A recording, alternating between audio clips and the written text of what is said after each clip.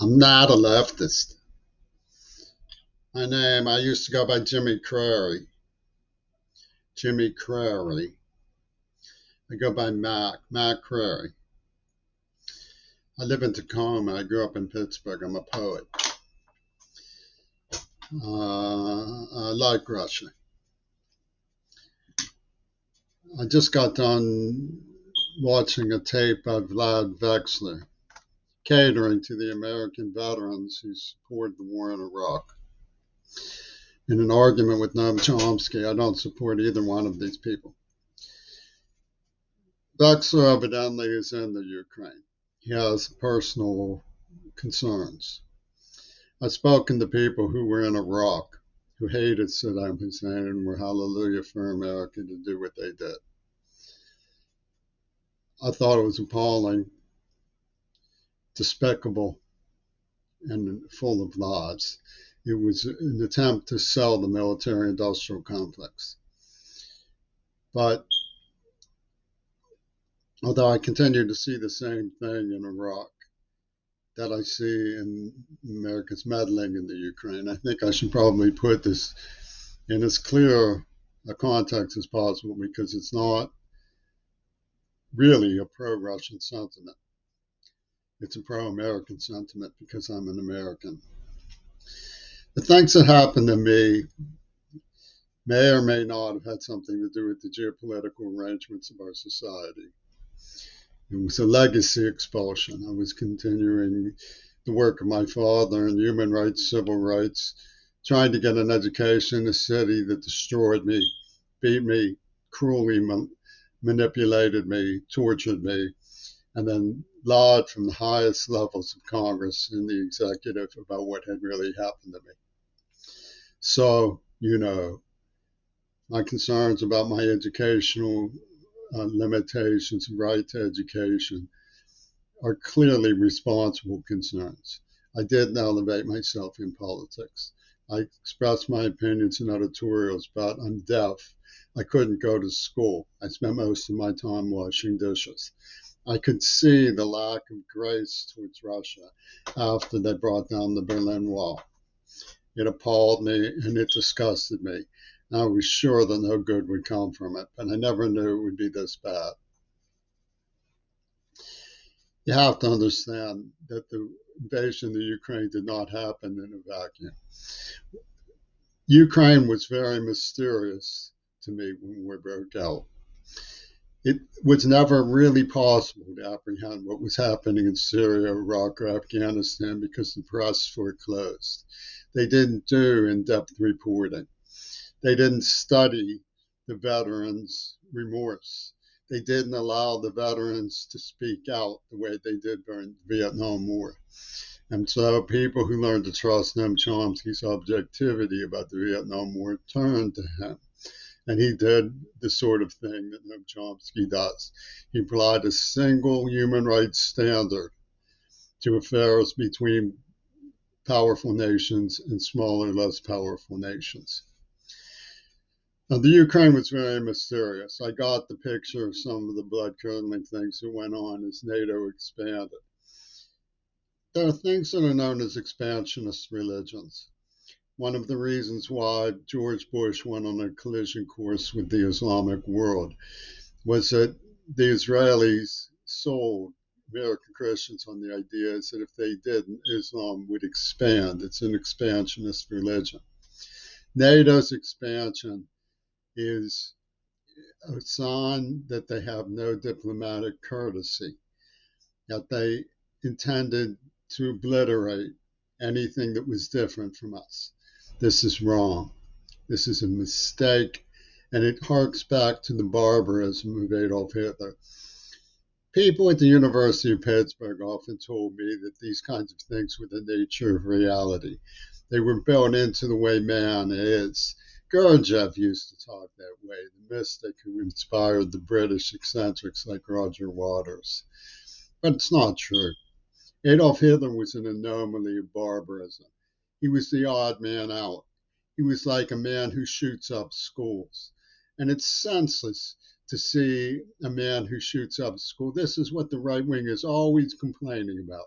The liberals see a man who shoots up schools every time someone owns a rifle, has the right, exercises the right to bear arms in self-defense. Doesn't mean they're going to go and shoot up schools. It's an anomaly. You can't say Adolf Hitler every time somebody says something against your expansionist and criminal actions, because it was criminal to kill 14,000 Russians in Donbass. It was criminal to overthrow a lawfully elected government in Kiev just because they were sympathetic to Russia. It was criminal to break promises, criminal to refuse to sign treaties in good faith and then enforce those treaties. So the mystery of Ukraine has become less mysterious. It's mysterious to me still why the government in Ukraine doesn't want to negotiate peace. They're constantly saying that Putin wants to push forward and destroy NATO countries, NATO alignments, European Union. But the likelihood of Putin stepping down and being replaced by someone more reform-minded increases with peace because they're civilized people. They're not the type of people who go shooting up schools, who go into these things because they want to. There was a situation in Russia because of the invasion of Adolf Hitler where Stalin clearly got out of hand. There was the Holodomor, the starvation in the Ukraine after the terrible invasion. It's senseless to remove the cause from the effect. They talk about that in the Killing Fields film. Has anybody ever lionized the moment of truth where he says maybe they underestimated how much insanity $5 million worth of bombing would produce? It's not a mistaken comprehension. The insanity of the Vietnam War led to the terrible genocides of the Khmer Rouge. We were not fighting a reasonable battle. We invaded. We invaded with practically nothing to go on. A bullet hole in the hull of a ship that we called a torpedo. The Tonkin Gulf resolution came from the Gulf incidents like a bunch of hysterical children. And so I know that Noam Chomsky has done some very good and fascinating work in keeping away from the double arithmetic of the nation state, as Paul Collazo once called it, the double illusion that the small nations count as much as the large nations. But to get back to the context of the situation, we're not talking about, I consider it dishonorable to go jumping immediately into Ukraine when there are a lot of nations that need help without understanding what was going on, and then pushing this prototypical, like you're a draft dodger for not supporting anti-Russian hysteria. Well, it turns out I had been tortured. The Russians have been relatively nice to me most of the time. But I was lied to and about, and they were not completely innocent in that matter. The UN came up with their decision about how to manipulate me through the offices of Maduri Goto and Roger Waters. Oliver Stone, Cyril Wecht were chummy with Putin about that.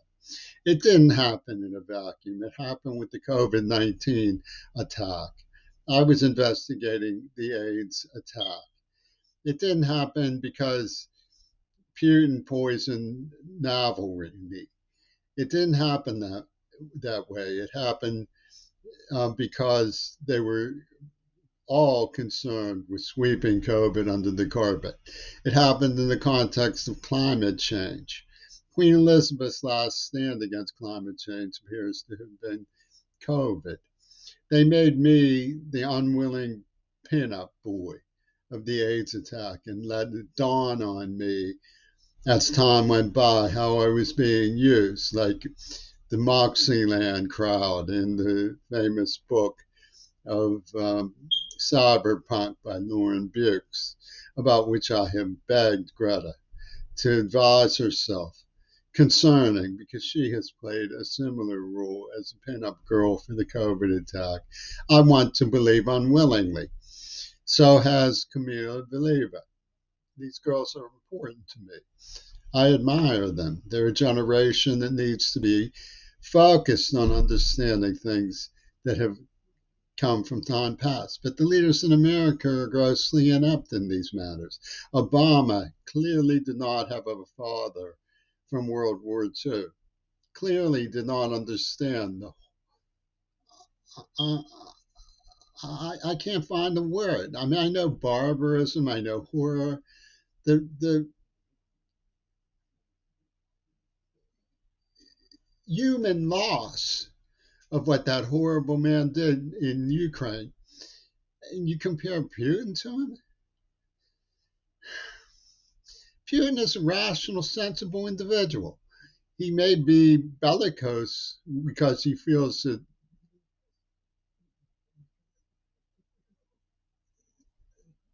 help comes too late for Russians. But to make him out to be that kind of gross anomaly is absurd.